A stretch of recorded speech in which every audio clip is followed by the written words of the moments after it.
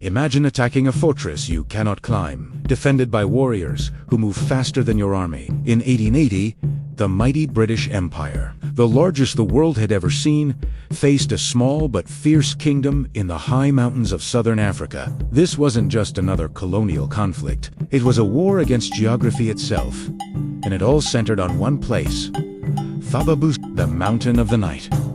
While the British built their standard brick forts on the plains below, the Basotho had something far better.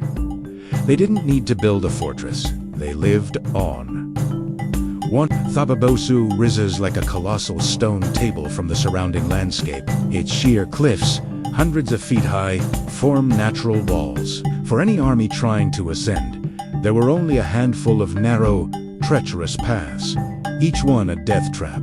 The mountain itself became a weapon, turning gravity into the Basotho's greatest ally. Every step an attacker took was uphill, exposed, and exhausting. The British soldiers, laden with heavy gear, struggled to find footing on the jagged rock. Above them, the Basotho defenders moved with ease, firing down from protected ledges. It was like trying to climb a wall while someone dropped rocks on your head. But the Basotho had another advantage, one perfectly suited to this terrain: their ponies.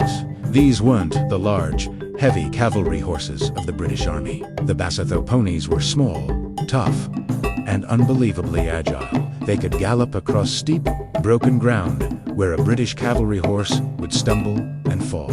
A Basotho warrior on his pony could strike fast, raid supply lines, and vanish back into the mountains before the British could even react. They turned the entire region into a maze that only they knew how to navigate. And don't mistake them for an under-equipped force. This wasn't a fight of spears against guns. The Basotho were smart traders. For years, they had been using their wealth from the diamond fields to buy the best firearms available. They carried modern repeating rifles, just like the ones used by cowboys in the American West. In many cases, their firepower was superior to that of the British colonial troops they were facing. They were well armed, they knew the terrain, and they were defending their homes from the summit of an impregnable fortress. The British Empire expected a quick victory, but instead, they found themselves bogged down in a fight they couldn't win. They were bleeding men and money against an enemy who seemed to be one with the mountains. The British were masters of conventional warfare, but here, the rules were different. But the Basotho's greatest weapon wasn't the mountain, or Tiponies, or even their modern guns. It was something far more subtle, a political secret that would ultimately outmaneuver the entire